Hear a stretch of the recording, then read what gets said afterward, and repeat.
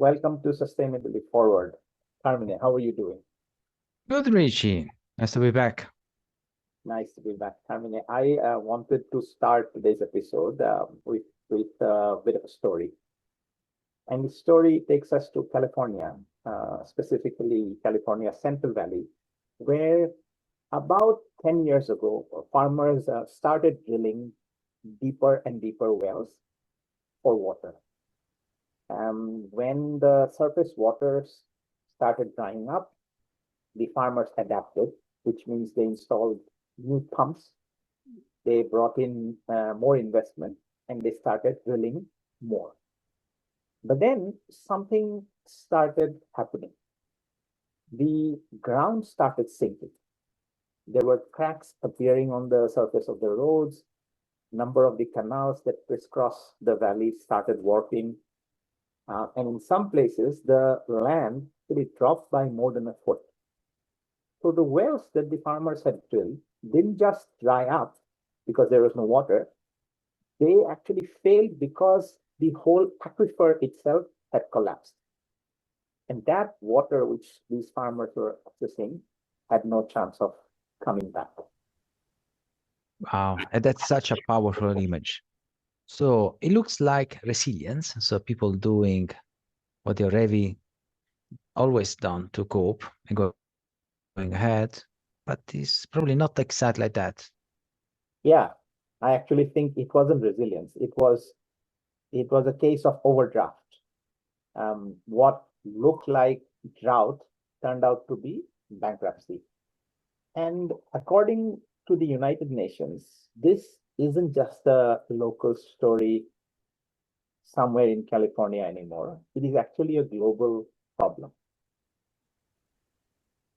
Yes, and this brings us to the report that is the core of this episode.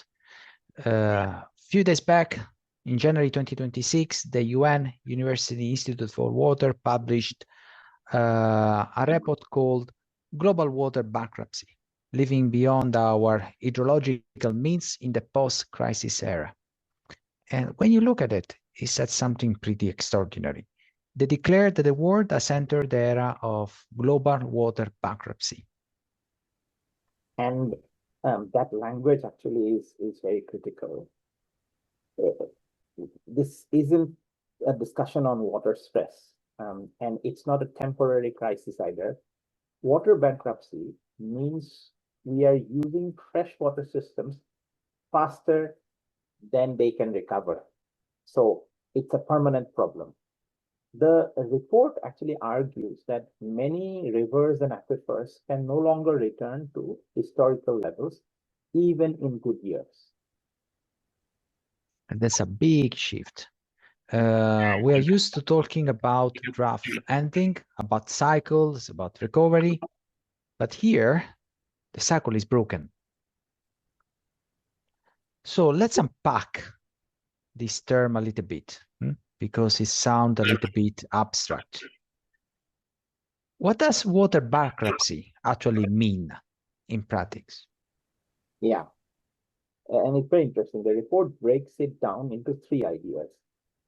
The first idea is persistent overuse. Essentially, we are withdrawing more water than nature can replenish. Kind of the idea that we have been discussing in the planetary boundaries in a way. Second, loss of recovery. Even after wet years, systems don't bounce back, right? So there is additional water in wet years, but the systems don't bounce back to the old levels. And third, they're talking about a structural damage. So aquifers collapse, rivers fail to reach the sea, and ecosystems that degrade permanently, right? All examples of structural damage. Wow. So this isn't shortage anymore, it's actually damage. Exactly. So scarcity, the term, suggests that we can wait it out, but bankruptcy is indicating that there is an element of irreversibility associated with it. Some numbers really make this clear. Around 4 billion people experience severe water scarcity for at least 1 month every year. And about half of global food production depends on regions that are actually drying. And groundwater now supplies roughly 40% of irrigation worldwide. And the groundwater, in metaphorical, physical terms, also is the hidden part of the story, because people actually, they don't see disappearing. So it looks like the problem is not there. Yeah. Until the groundwater is completely gone, people don't see it disappear. So you're exactly right there. And these figures are coming from the United Nations report.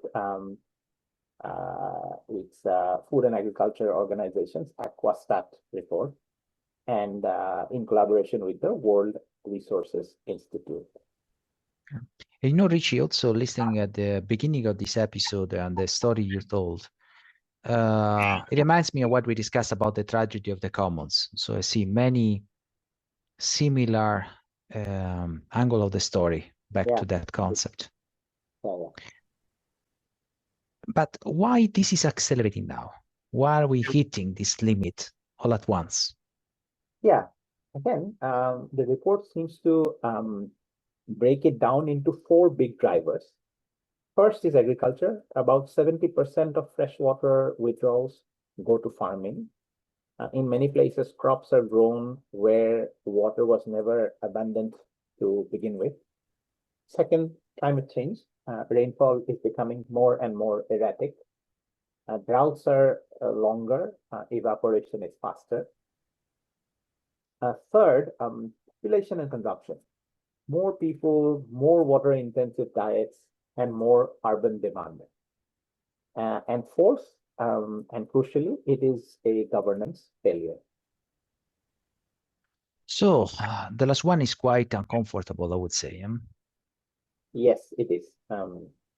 In many countries, groundwater is barely regulated. Water is treated like an infinite public good, again, linked to the idea of the tragedy of commons. It's not treated as a finite asset, and it actually is a finite asset in many ways.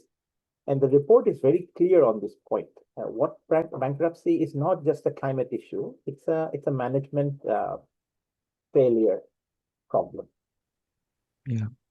You know, in the fourth point that you mentioned before, it also remind me of what happened just a few days back in southern Italy, that is region from I'm from. So we had Sicily devastated by a cyclone Harry, with huge damage, a lot of water drained to the cities, a territory that has been kind of devastated by this storm. And we are talking about Mediterranean Sea, and it happened during winter. So something that was completely unexpected. But it's linked to what you said. It's linked to the rainfall becoming more erratic, difficult to forecast, harder, and linked to the increasing in temperature, definitely. Now, back to the report. This is where the conversation, coming back from what you were explaining, water bankruptcy, shift from environmental to economic very quickly. We use the term bankruptcy, that is an economic term. Here, water bankruptcy isn't just about dry taps. Yeah, it is not. It's actually about food. Around 60% of irrigated agriculture relies on groundwater. Many major food-producing regions are running on fossil water that accumulated thousands of years ago, kind of like oil and gas reserves.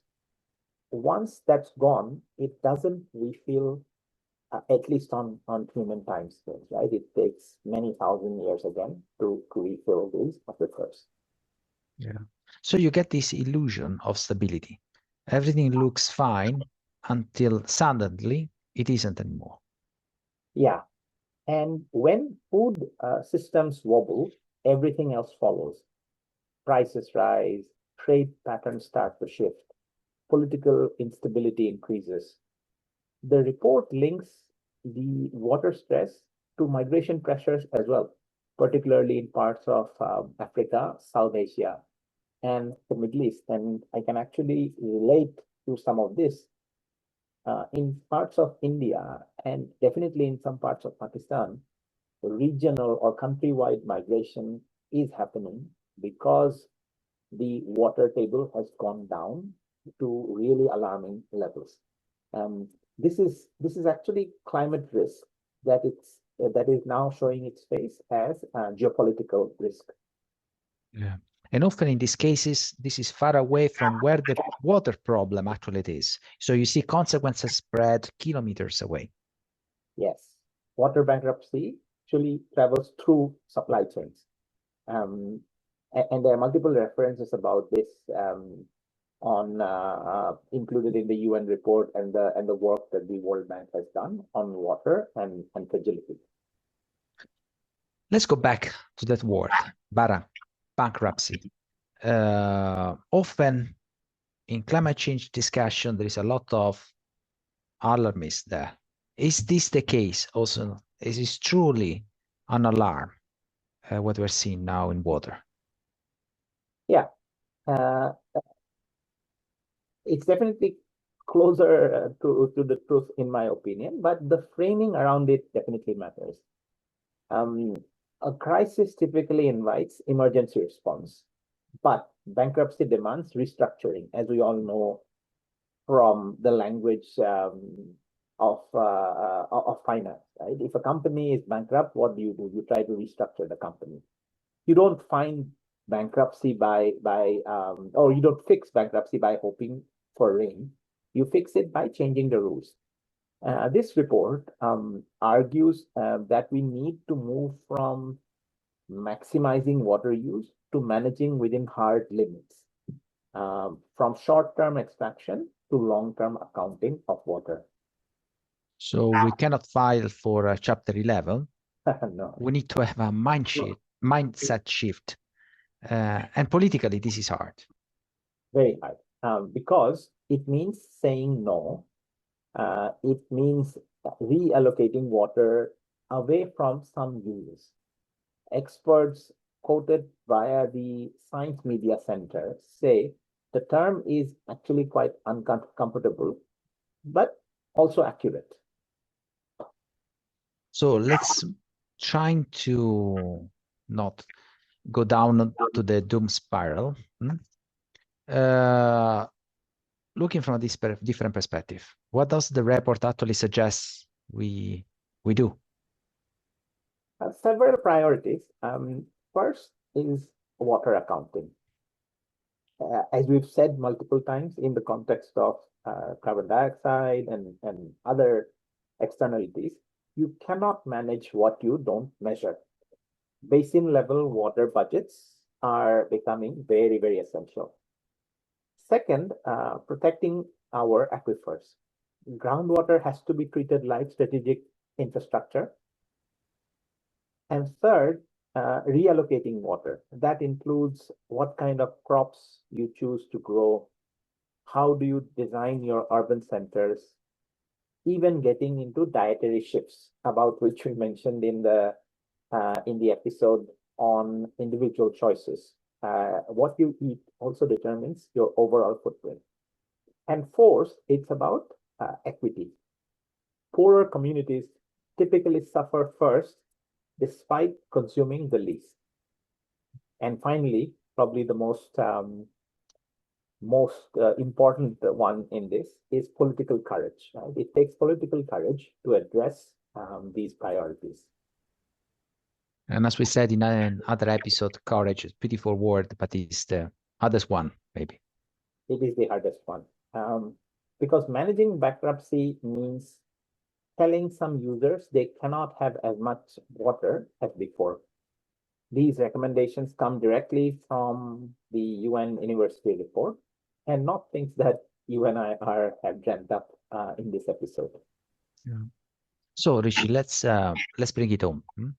So in finance, bankruptcy is devastating, but it also can be clarifying. It can be. It forces honesty. We have seen, obviously, examples of many companies going into bankruptcy and coming out strong from a Chapter 11 filing because it forces prioritization. It forces change. The United Nations is not saying that the world is out of water. It is saying we are out of illusions. And the real question is whether we keep pretending recovery will magically come. Yeah, or whether we finally redesign our systems to live within planetary limits. Again, going back to one of our favorite topics on this podcast. Because water, unlike money, cannot be printed, it can only be protected. Yes.